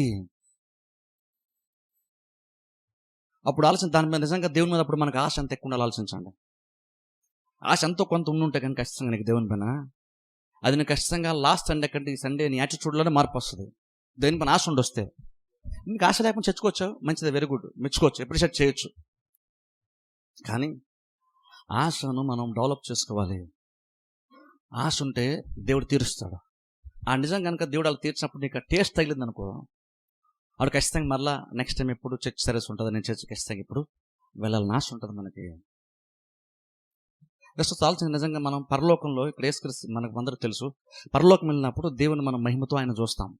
పరలోకం పెద్దగా మనం చేసేది ఏమి ఉండదు తెలుసా, మనం పెద్దగా వేరే ఇంకేవి కూడా మనకి అవసరం కూడా ఉండదు. ఎందుకంటే మనం దేవుని చూస్తూ ఉంటాం, దేవుని స్తుతిస్తూ ఉంటాం, దేవుని ఆరాధిస్తూ ఉంటాం. అంతకు మించిన పెద్ద ఎంటర్టైన్మెంట్ పరలోకాలు ఉండదు. ఇక్కడ మనకి ఎంటర్టైన్మెంట్ చాలా ఉన్నాయి. మనం సరదాగా బయటికి తిరిగి రావచ్చు, యూట్యూబ్లోకి వెళ్ళి ఏవో వీడియోలు చూసుకోవచ్చు, ఇంకేంటంటే చాలా మన స్పోర్ట్స్ ఉన్నాయి, గేమ్స్ ఉన్నాయి, ఇవన్నీ చాలా ఏంటంటే ఉన్నాయి. సరదాగా కొంత టైం స్పెండ్ చేయడానికి, సరదాగా గడుపుకోవడానికి. పరలోకలు ఎలాంటి డిఫరెంట్ ఐటమ్స్ ఏమి ఉండవు, ఒకటే ఐటమ్, ఒకడైనా ఆయన దేవుడు. ఆయన వైపు నువ్వు చూస్తూ ఉంటావు. ఆయన వైపు నువ్వు చూస్తూ ఉన్నప్పుడు దేవుడు ఎంత మహిమ గలడు, ఎంత గొప్పవాడు అంటే నువ్వు ఒకసారి ఆయన వైపు చూసిన తర్వాత నువ్వు ముఖాన్ని పక్క కొన్ని తెప్పలేవు. కొన్ని దశాబ్దాలు గడిచిపోతే, సంవత్సరాలు గడిచిపోతే, కొన్ని వేల సంవత్సరాలు గడిచిపోతే ఇంక నువ్వు నేను ఆయన ఇంప్రెస్ చేస్తుంటాడు పరలోకంలో. ఇంక నువ్వు నీకు ఆయన మీద ఆశ ఉంటుంది. నువ్వు దేవునే చూస్తా, దేవుని స్తుతిస్తూ ఉంటావు. ఒకసారి ఆలోచించిన మనం అనుకుంటాం, ఎప్పుడు దేవుని స్తుతిస్తా, ఎప్పుడు దేవుని ఎప్పుడు చూస్తా ఎలా ఉంటా అంటే బోరు కొట్టదా? అనుకుంటే దేవుణ్ణి పరలోకం చూస్తే నీకు బోరు కొట్టడం అంత గొప్పవాడు దేవుడు అక్కడ.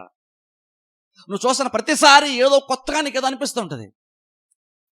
ఎందుకు అలా అనిపిస్తుంది అంటే అది దేవుడు అంత ఉన్నతమైనటువంటి వాడు కాబట్టి. ఉన్నతమైన వాడు కాబట్టి దేవుడు ఎప్పుడు మనకు బోరు కొట్టడు. మనుషులు మనకు బోరు కొట్టేస్తారు. ఒక గంట మనుషులతో మాడితే బోరు కొట్టేస్తుంది మనం. కానీ దేవుడు అలాగున్నా కాదు. దేవుడిని అంతా చూస్తాను, ఇంకా నీకు చూడాలనేటువంటి ఒక ఆశ పెరుగుతూనే ఉంటుంది. పరలోకంలోనే నీకు అది బోరు కొట్టినప్పుడు ఖచ్చితంగా ఇక నీకు అసలు నీకు బోరే కొట్టకూడదు దేవుని సన్నిధానం. ఎందుకంటే పరలోకంలో దేవుని చూస్తూనే ఉంటాం, ఆయన స్తుతిస్తాను ఉంటాం. ఇంక నువ్వు ఎక్కడ కూడా మనకు ఆపాలనిపించదు. సరే ఒక గంట పాటలు పాడేసాం, దేవుని స్తుతించిన కూడా పక్కన చూద్దాం, అసలు ఎవరెవరు పరలోకం వచ్చారో చూద్దాం అనుకుంటే కనిపించదు. యాక్చువల్గా నీ మైండ్ నీ కాన్సెప్ట్ అంతా దేవుని మీదకి వెళ్ళిపోయి అంత గొప్పగా దేవుడు నీకు అక్కడ కనబడతాడు. ఎందుకని ఆయన అలా కనబడాలని కాదు, నువ్వు ఏదో ఆయన అలా చూస్తావని కాదు అర్థం. ఆయన చూస్తున్నప్పుడు నువ్వు ఆయన చూసేటువంటి నువ్వు ఆయన చూసినప్పుడు నీకు ఆయన బయలుపరుచుకునే విధానం చూసినప్పుడు నువ్వు ఆయనలో ఏది మిస్ అవ్వకుండా ఉండేంతలాగా ఆయనలో ప్రత్యేకతలు కనబడుతుంటాయి. అందుకని నువ్వు ముఖం అటు కూడా నువ్వు తప్పు. దేవుడు అంత ప్రత్యేకమైన వాడుగా నీకు కనబడతాడు. మరి పరలోకం నిత్యం అదే చేస్తామైనా సరే మనకు బోర్ కొట్టదు అనుకున్నప్పుడు దాని యొక్క ఫోర్ టేస్ట్ని, ఆ రుచిని దేవుడు ఇక్కడ మనకు ఈ భూమి మీద ఇక్కడ మనం చూపించాలనుకున్నప్పుడు ఇది ఇంకా ఎంత అద్భుతంగా మనకు ఉండాలి. సరే అది ఎంత అద్భుతంగా మనకు ఉండాలి. ఇది ఆశ పడే కొలది, ఆశ తీరుతున్న కొలది ఇంకా ఎక్కువ దాహం వేస్తుంది దేవుని మీద. అందుకని చూడండి, పౌలు అన్నాడు చూసారు, నేను క్రీస్తుని సంపాదించుకున్న సమస్తం నష్టంగా ఎంచుకున్నాను. ఫిలిప్పీ పత్రిక రాసినప్పుడు పౌలు ఆల్మోస్ట్ ఆల్ తన జీవితంలో చివరికి వచ్చాడు. పౌలుకి ఇంకా వాక్య జ్ఞానం ఇంకా తెలుసుకుంది ఇంకేదైనా ఉందా? పౌలు ఇంకేదన్నా ఆత్మీయ అనుభవం ఇంకా ఏదైనా ఉందా? అసలు పౌలే చాలా పెద్ద టాప్ అనుకుంటున్నాం మనం. పౌలు చాలా గొప్పడు అనుకుంటున్నాం. ఆయన తన జీవితంలో చివరికి వచ్చాడు కాబట్టి నేను చూసాను, ప్రతిదీ చూశాను, నేను చెప్పాల్సిన ప్రతిదీ చెప్పేశాను, తెలుసుకోవాల్సిన ప్రతిదీ నేను తెలిసేసుకున్నాను అని అంటాడు పౌలు. ఇంకా ఆ లాస్ట్ మూమెంట్లో కూడా అంత ఎక్స్పీరియన్స్ ఉన్న తర్వాత కూడా అన్నాడు, ఇంకా నేను దేవుడిని ఏదో తెలుసుకోవాలని నేను ప్రతిదీ నష్టంగా ఎంచుకున్నాను. అదేంటి పౌలు, నీకు తెలిసింది ఎవరికి తెలియదు కదా అంటే, నాకు ఎక్కువ తెలుసు కాబట్టి ఇంకా తెలుసుకోవాలని ఆశ నాకు వచ్చేస్తుంది. ఏమీ తెలియనోడికి అసలు ఆశ ఉండదా? ఏముందండి, చర్చికి వెళ్ళి ప్రసంగం ఏమి వింటామండి, అందులో పెద్ద ఇంట్రెస్టింగ్గా ఏముంటుంది అనిపిస్తుంది. కానీ దాన్ని ఆ ఎక్స్పీరియన్స్ చేసినోడికి, దాని గురించి అనుభవం కలిగినటువంటి వాడికి, దాన్ని రుచి చూసినటువంటి వాడికి మాత్రము ఇంకా ఎక్కువగా తెలుసుకోవాలని ఆశ ఇంకా డ్రైవ్ చేస్తుంటుంది. ప్రసంగం వినేటప్పుడు కనుక దేవుణ్ణి కనుక మనం నిజంగా చూడగలిగితే అప్పుడు ఇంకా ఎక్కువ మరలా తర్వాత ప్రసంగం మళ్ళీ ఎప్పుడు వాక్య బోధ ఉంటుంది, మళ్ళీ ఎప్పుడు నేను వాక్యాన్ని వినాలి అన్న ఆశ నీకు వస్తుంది. అది కనుక ప్రసన్న కుమార్ చెప్తున్నట్లేండి అని మీకు అనిపించింది అనుకోండి, మీకు బహుశా అంత ఇంట్రెస్ట్ ఏమి ఉండదు. ఎందుకంటే నేను కూడా మీలాంటి మనిషిని కూడా అంత ఇంట్రెస్ట్ ఉండదు మీకు ఖచ్చితంగా. అది తప్పులు. ఎందుకంటే ఒకవేళ నేను అక్కడ కూర్చున్నా ఒక మనిషి బోధిస్తే బహుశా నాకు కూడా అంత ఇంట్రెస్ట్ ఉండదేమో. ఎప్పుడు ఆయన ప్రసంగాలు కదా ఏముంటుందిలేండి అనిపిస్తుందేమో. కానీ అదే కనుక ప్రసంగాల్లో దేవుడు బయలుపరచబడతాడు, దేవుడు తన మహిమను కనపరుస్తాడు నాకు నిజంగా అనిపించింది అనుకోండి. నేను గతంలో ఎప్పుడన్నా కనుక నేను వాక్యం ద్వారా కనుక దేవుని సన్న ఎక్స్పీరియన్స్ చేసి ఉంటే ఆ అనుభవం నాకు ఏం చెప్తాను, నెక్స్ట్ టైం మరలా ప్రసంగం చేసినప్పుడు జాగ్రత్త నువ్వు మైండ్ పెట్టు, నువ్వు ఆలోచించు. ఎందుకంటే దేవుడు తాను నీకు బయలుపరచుకుంటాడనే ఆశ నీకు హృదయంలో రేగుతుంది. అది దేవుని నువ్వు చూడాలని, దేవుని స్వరాన్ని వినాలనేటువంటి ఒక ఆశ ప్రేరేపణ నువ్వు ముందుకు తోస్తూ ఉంటుంది, ముందు నేను నడిపిస్తూ ఉంటుంది. అలాంటి వ్యక్తుల్ని బలవంతం చేయాల్సిన అవసరం లేదు. అలా ఆశ ఉన్నటువంటి వాడిని బలవంతం చేయాల్సిన అవసరం లేదు. ఆటోమేటిక్గా వాళ్ళే వచ్చేస్తారు. పరుగున దేవుని సందికి ఎప్పుడు వెళ్ళాలన్నటువంటి ఆశతో వచ్చేస్తారు. ఆశ ఉన్న ఎవరు పిలవాల్సిన అవసరం లేదు, ఎవరు ముందు తోయాల్సిన అవసరం లేదు, ఎవరు ఇన్స్పైర్ చేయాల్సిన అవసరం లేదు.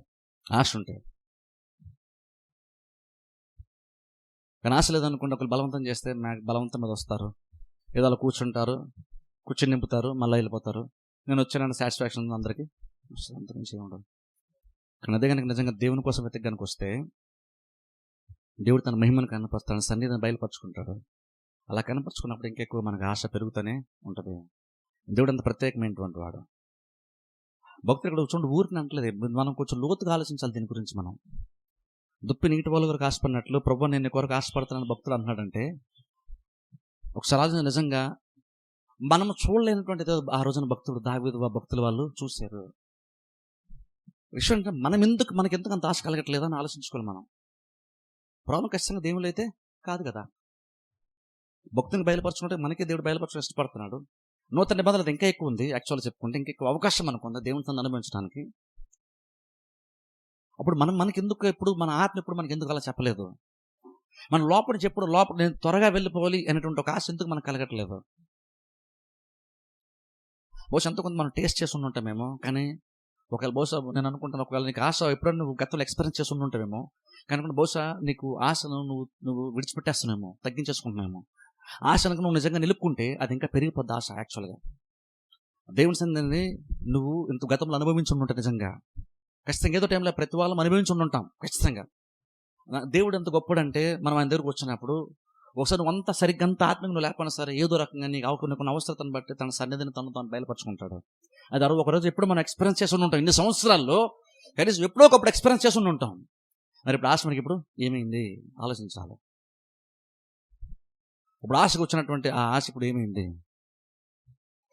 ఆశ దేవుడు నీకు తృప్తినివ్వలేదని కాదు, నువ్వు నువ్వు వదిలేసుకున్నావు కాబట్టి నీకు ఆశ కలగలేదు. ఆశ అలా ఉండిపోద్దండి, అంతకుమించి పెరగట్లేదని అని కాదు. నువ్వు వదిలేసుకుంటే అది పోద్ది, లేదనుకుంటే నువ్వు దాన్ని కాపాడుకుంటే అది ఇంకా పెరుగుతూనే ఉంటుంది. ఎందుకంటే దేవుడు కూడా ఏం ఆశపడతాడంటే తను ఇంకెక్కువగా బయలుపరచుకో, మహిమ నుండి అధిక మహిమలోనికి మనం నడిపించినది ఇష్టపడుతున్నాడు.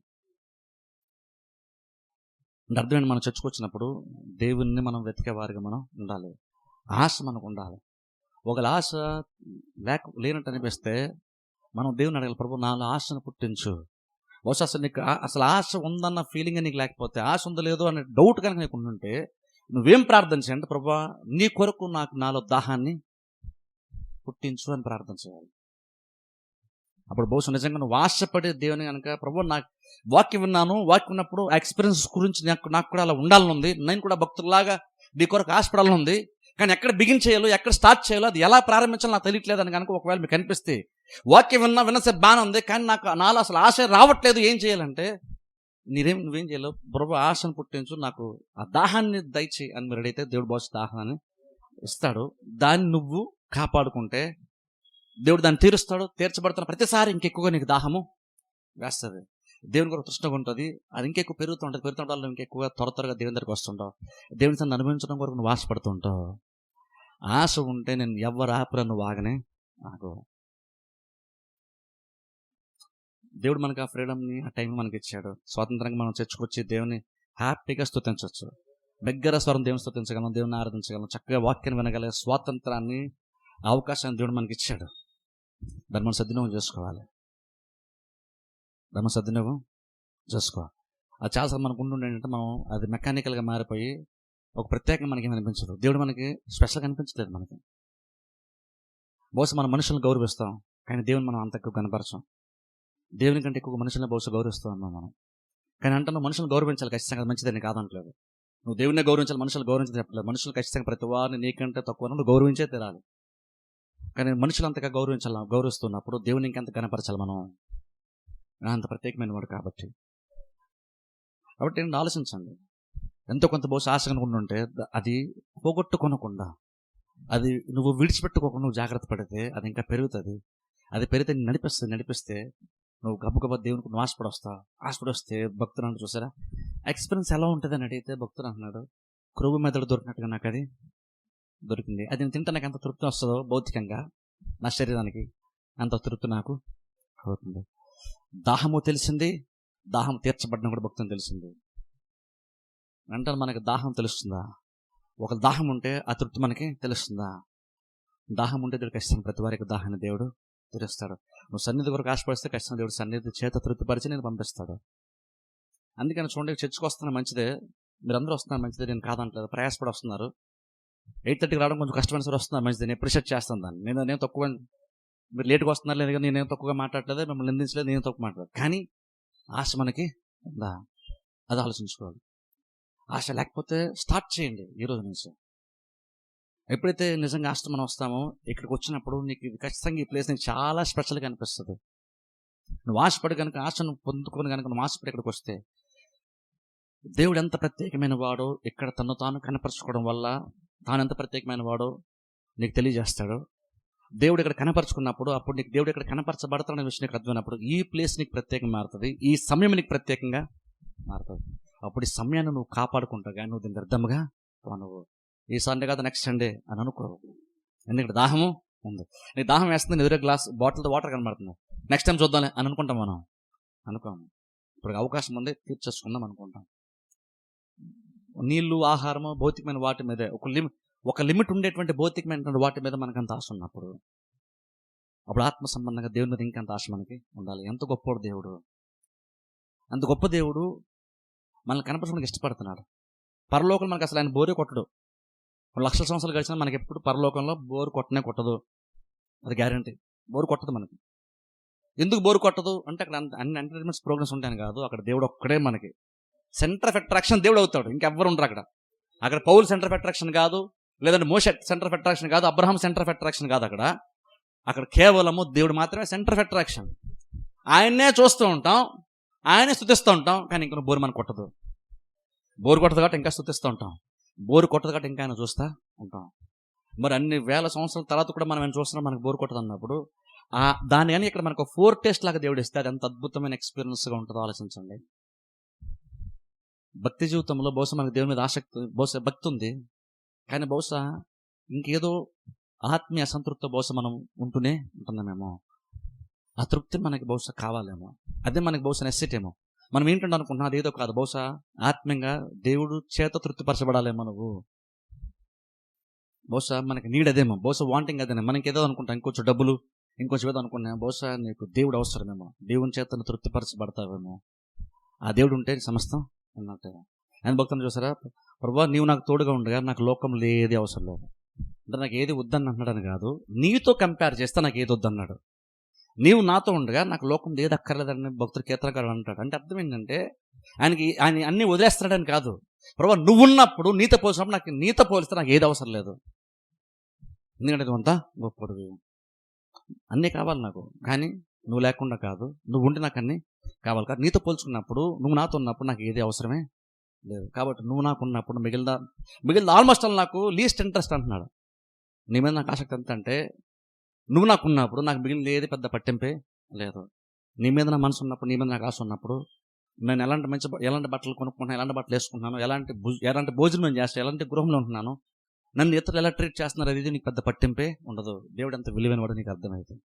భక్తులు అందుకని నువ్వు ఉండగా నాకు ఏది అవసరం లేదు, ఎందుకంటే నువ్వు ఉన్నావు కదా, నీతో పోసినప్పుడు ఇవేంటి నాకెందుకు లే అంటున్నాడు భక్తుడు. అలాంటి ఎక్స్పీరియన్స్ మనకు కూడా కావాలి. దాని కూడా ఆశపడండి, అవసరం దేవుడిని అడగండి, ప్రార్థన చేయండి. ఏమేమి చేయాలని దేవుడు నడిపిస్తాడు అవన్నీ చేయండి. మీ దేవుని పట్ల మనకున్న ఆశ తీర్చుకోవడానికి దేవుడిని అడగండి, దాహాన్ని క్రియేట్ చేయమని. ఒకరు లేకపోతే దేవుడు ఆశను ఖచ్చితంగా పుట్టిస్తాడు. నీకు నిజంగా ఆశ ఉంటే కనుక దేవుడిని అడిగితే దేవుడు ఆశను కూడా ఆయన పుట్టిస్తాడు. ఆశను వచ్చినప్పుడు ఆశను తీర్చేటువంటిది కూడా దేవుడే తీరుస్తాడు, తన మహిమ మనకు కనపరుస్తాడు. భక్తుడు ఏదైతే నాకు దాహం వేస్తుంది, నాకు తృప్తి వచ్చింది అన్నాడో అలాంటి ఎక్స్పీరియన్స్ దేవుడు మనకు కూడా ఇస్తాడు. ప్రార్థన చేసి అందరూ తల వంచి కళ్ళు మూసుకొని. మమ్మల్ని మిక్కిలిగా ప్రేమిస్తున్న మా పరమ తండ్రి, పరిశుద్ధ దేవా, నీ పరిశుద్ధమైన శ్రేష్ఠ నామం నాకు స్తోత్రములు, వందనాలు చెల్లిస్తున్నాం తండ్రి. రాత్రికాల సమయంలో ప్రభు ఆన్లైన్ ద్వారా తండ్రి బిడ్డలు వాక్యం వినుండగా బిడ్డలను మీరు దీవించండి, ఆశీర్వదించండి. వాక్యం పట్ల ఆసక్తిని బట్టి ప్రభు మరలా బిడ్డలు వాక్యం వినుండగా అది వారి హృదయాలు పంచినట్లుగా మీరు సహాయం చేయండి. ఇంకను ప్రభా భక్తుల వలె, కీర్తనకారుని వలె మీ పైన మరింతగా తండ్రి మేము ఆశ కలిగి ప్రభు ఆశను తీర్చుకోవడానికి మేము చేయవలసిన కార్యములు చేస్తూ మీ యొక్క మహిమను చూడడానికి, మీ సన్నిధిని అనుభవించడానికి, మిమ్మల్ని అనుభవించడానికి మీరు మాకు సహాయం చేయమని ప్రార్థిస్తున్నాం ప్రభా. వెత్తబడిన వాక్యం ప్రతి హృదయం ఫలింపచేయండి, దీవించండి, ఆశీర్వదించండి. విన్న ప్రతి కుటుంబాన్ని మీరు ఆశీర్వదించి బలపరచమని యేసుక్రీస్తు నామమున ప్రార్థిస్తున్నాం మా పరమ తండ్రి, ఆమేన్. మన తండ్రి దేవుని ప్రేమయు, కుమారుడిని యేసుక్రీస్తు కృపయు, పరిశుద్ధాత్మ నిత్య సన్నిధి సహవాసము మీ అందరికీ సదా తోడే నడిపించునుగాక, ఆమేన్. దేవుడు మిమ్మల్ని దీవించునుగాక.